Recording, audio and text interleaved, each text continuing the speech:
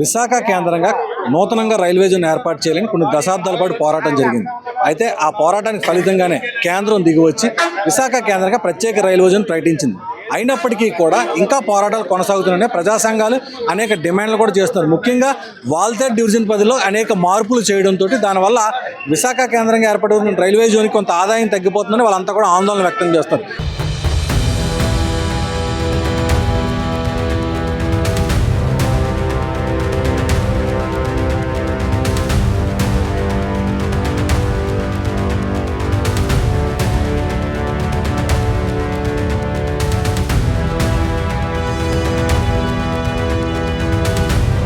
దీనిపై మనతో పాటు ప్రజా సంఘాల నేతలు ఉన్నారు, వాళ్ళని అడిగి తెలుసుకుందాం.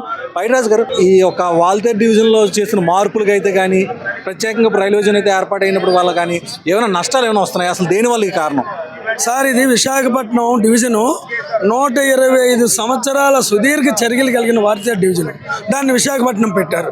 విశాఖపట్నంలో కిరండలు, కొత్త వలస లైను, అలాగే అత్యంత పర్యాటక కేంద్రమైన ఉమ్మడి జిల్లాలో విశాఖపట్నం జిల్లాలో ఉన్న అరకు, ఈ లేకపోతే ఇది తలలేని మొండి ఉన్నటువంటి జోన్ అవుద్ది. ఆదాయం ఏమో విశాఖ ప్రజలదా, ఒరిస్సాకేమో మట్టుకెళ్ళిస్తారా? ఇక్కడ కష్టం మంది, ఫలితం వాళ్ళదినా? ఇది అన్యాయం. కేంద్ర ప్రభుత్వం చాలా రోజుల నుండి ఇది మాట చెప్తుంది. మన ఎంపీలు కానీ మన రాష్ట్ర ప్రభుత్వం కానీ నిమ్మకి నీరెత్తినట్టు వ్యవహరించడం చాలా సిగ్గుచేటు. ఇప్పుడు 6వ తేదీన చాలా అత్యంత గోప్యంగా రైల్వే ఉన్నతాధికారులు ఈ ఉత్తర్వులు జారీ చేశారు. కేకే లైను అరకు రాయగఢ్ డివిజన్లో ఉంటుందని. రాయగఢ్ ఎక్కడుందండి? విశాఖపట్నం కొత్త వలస ఎక్కడుందండి? కిరండల్ ఎక్కడుందండి? అరకు ఎక్కడుందండి? మంద పట్టుకెళ్ళి వాళ్ళకి ఇస్తున్నారు. అలాగంటే చాలా తెలివిగా చెప్తుంది, రైల్వే ఆదాయం అంతా కేంద్ర ప్రభుత్వానికే కదా వెళ్తుందని. కేంద్రానికి వెళ్తే మరి డివిజన్లు ఎందుకు? ఢిల్లీలో పెట్టుకోండి. ప్రజలు అడిగారు కాబట్టి ఇచ్చి మోసం చేయడం అనేది సరైనది కాదు. మన పార్లమెంటు సభ్యులు, మన రాష్ట్ర ప్రభుత్వం వైఫల్యం మాత్రం చాలా కనబడుతుంది. ముఖ్యమంత్రి గారు, ఉప ముఖ్యమంత్రి గారు నోరు తెలవాల. మీరు అత్యంత స్నేహితులు కదా ప్రధానమంత్రి గారికి, అడగలేరా? మీరేమీ పెద్ద అడావిడి చేయక్కర్లేదు, మాకు ఇది అన్యాయం అని చెప్పండి. మీరు 6 కోట్ల ఆంధ్ర ప్రజలను పట్టుకెళ్ళి తాకట్టు పెట్టడం సరైనది కాదు. ఇప్పుడైనా మీరు ఒత్తిడి చేస్తే రేపు 2వ తేదీన కేంద్ర బడ్జెట్లో సవరణలు చేసి కేకే లైను, కిరండలు, కొత్త వలస, అరకుతో సహా విశాఖపట్నం డివిజన్లోనే ఉండాలని విశాఖపట్నం రైల్వే జోన్ సాధన కమిటీ తరఫున, సిపిఐ తరఫున మేము డిమాండ్ చేస్తున్నాం.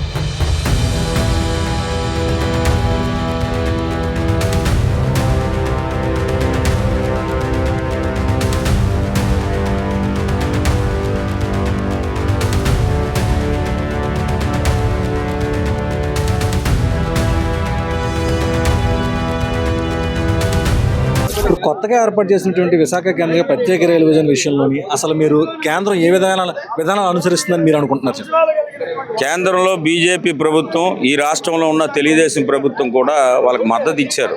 ఆ మద్దతుతో ప్రజలు కూడా వీళ్ళేదో ఓడబొడుస్తారు, ప్రజలకు సంబంధించి న్యాయమైన సమస్యలు తీరుస్తారనే ఆలోచనతో ఓట్లేసి గెలిపించారు. మరి గెలిపించిన తర్వాత 20 నెలలు కావస్తుంది. ఇప్పుడు గతంలో ఏదైతే రెండోసారి అధికారం గురించి కేంద్రంలో నరేంద్ర మోడీ ఇక్కడికే ఈ ప్రాంతానికి విశాఖపట్నంకి వచ్చి ఇదే రైల్వే గ్రౌండ్లో రైల్వే జోన్ ఇస్తానని ప్రకటన చేసి 7 సంవత్సరాల దగ్గర కావస్తుంది. నేటి వరకు కూడా అది అమలు చేయలేదు. ఏదో జోన్ అనేది ఇక్కడ ఏర్పాటు చేస్తున్నారు. దానికి 55 ఎకరాలు అనేది ఆడిలో నుంచి అడివరం ఆ ప్రాంతం అంతా కూడా కేటాయించారు. కేటాయించిన తర్వాత ఇప్పుడు ఆదాయం వస్తున్నా, ఇప్పుడు గూడ్స్ వ్యాగన్లోనే వెళ్తున్న డ్రా మెటీరియల్ కానీ ఇతర ఏవైతే ఉన్నాయో ఆ లగేజ్ వెళ్తుందంతా కూడా విశాఖపట్నానికి ఎక్కువ ఆదాయం అనేది వస్తుంది. ఈ ఆదాయాన్ని తీసుకొని విజయనగరం కానీ అరకు కానీ ఇక్కడ ఉన్న కేకే లైన్ అంతటినీ కూడా రాయగఢ్కి అనేది ఈ ఆదాయాన్ని మళ్లించే పద్ధతుల్లోనే ఈరోజు బీజేపీ ప్రభుత్వం అనేది చూస్తుంది. అంటే ఆదాయం బీజేపీ ప్రభుత్వానికి ఎవరైతే ఆ రాష్ట్రాలు అనుకూలంగా ఉన్నాయో ఆ రాష్ట్రాలకు అనేది మెరుగైన అవకాశాలు ఇచ్చే పద్ధతుల్లో బీజేపీ ప్రభుత్వం పోతుంది. కూటమి ప్రభుత్వం ఇక్కడ ఉన్న చంద్రబాబు నాయుడు గారు మీరు కనీసం మద్దతు ఉపసంహరించుకుంటే ఈరోజు కేంద్రంలో నరేంద్ర మోడీ దిగొచ్చి మన తాలూకు హక్కులు ఏవైతే ఉన్నాయో సాధించుకునే అవకాశం ఎక్కువగా ఉంది. ఎందుకంటే విభజన చట్టంలో పేర్కోబడిన హామీలో ఇదొక భాగం ఈరోజు ఏదైతే రైల్వే జోన్ అనేది. మరి అటువంటి అటువంటి రైల్వే జోన్ విశాఖకు వచ్చే ఆదాయాన్ని మీరు రాయగఢకి ఒరిస్సాకి దాన్ని తరలిస్తుంటే మీరు ఏమి నోరెప్పకంట మాట్లాడుతున్నారు అనేది మనం ప్రశ్నిస్తున్నాం. 9 మంది ఎంపీలు ఉన్నారు, మరి ఏం చేస్తున్నారండి? ఒక మినిస్టర్ ఉన్నారు, దీని మీద ఎక్కడా కూడా మాట్లాడకుండా ఈరోజు ప్రశ్నార్థకంగా మారే పరిస్థితి అనేది ఉంది. రైల్వేకి వచ్చే ఆదాయాన్ని గండికొట్టే విధానాలు వెంటనే కేంద్ర ప్రభుత్వం విడనాడి వెంటనే ఇక్కడున్న చంద్రబాబు నాయుడు గారిని దాన్ని వెంటనే మాట్లాడి ఈరోజు ఏదైతే ఆదాయాన్ని గండికొట్టే కేకే లైన్ ఏదైతే ఉందో మరి రాయగఢ తరలించే పద్ధతిని విరమించే పద్ధతుల్లోని రాష్ట్ర ప్రభుత్వం అనేది మరి దాని మీద చర్య తీసుకోవాలనేది సిపిఐగా డిమాండ్ చేస్తున్నాం. ఈ జరుగుతున్న ప్రక్రియ వల్ల మనకు వచ్చే నష్టం అసలు ఏంటండి? మనకు వచ్చే నష్టం అనేది ఈరోజు చాలా తీవ్రంగా ఉంటుంది. ఎందుకంటే ఇప్పుడు ఏదైతే వ్యాగన్ల ద్వారా వస్తున్న ఆదాయం అనేది అంతా కూడా ఒరిస్సాకు పోతుంది. ఒరిస్సాకు పోతే రైల్వేకి వచ్చే ఆదాయం అనేది ఏదైతే ఉందో ఆదాయం అనేది కుంటుపడుతుంది.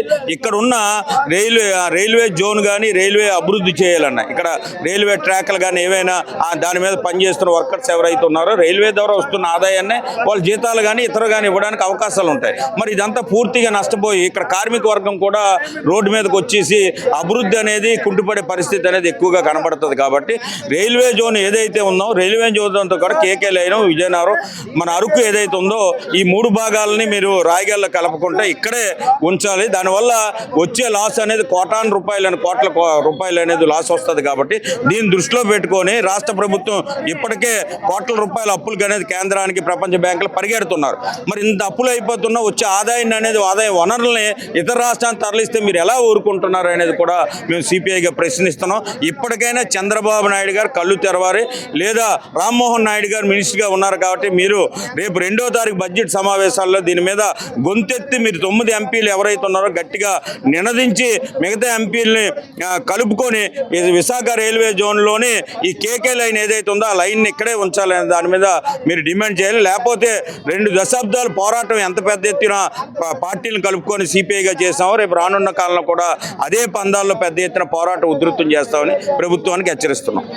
ఉత్తరాంధ్రలో ముఖ్యంగా కేకే లైన్ ద్వారాగా రాష్ట్రానికి అత్యధిక ఆదాయం వస్తుంది, అలాగే కేంద్రానికి కూడా. అయితే దీనివల్ల ఇప్పుడు ఏదైతే మార్పులు చేస్తారో ఈ మార్పుల కారణంగా ఇటు రాష్ట్రానికి రావాల్సిన ఆదాయం మొత్తం కూడా అటు పక్క రాష్ట్రాలకు వెళ్ళిపోయే పరిస్థితి వస్తుంది. కనుక ఇక్కడ ఉన్న వాళ్ళంతా కూడా ఖచ్చితంగా ఈ ఆదాయం మనకు రాష్ట్రానికే రావాలని చెప్పేసి తద్వారా రాష్ట్ర అభివృద్ధికి దోహదపడుతుందని చెప్పి అంతా కూడా ఆందోళన వ్యక్తం చేస్తున్నారు. కనుక ఎట్టి పరిస్థితుల్లో కేంద్రం రేపు రాబోయే బడ్జెట్ సమావేశాల్లో ఈ ఉత్తరాంధ్రకి మేలు జరిగే విధంగా అనుకూలంగా, అలాగే ఆంధ్రప్రదేశ్ రాష్ట్రానికి మేలు జరిగే విధంగా, లాభదాయకంగా ఉండే విధంగా నిర్ణయాలు తీసుకోవాలని చెప్పి వీళ్ళు ప్రధానంగా డిమాండ్ చేయడం జరుగుతుంది.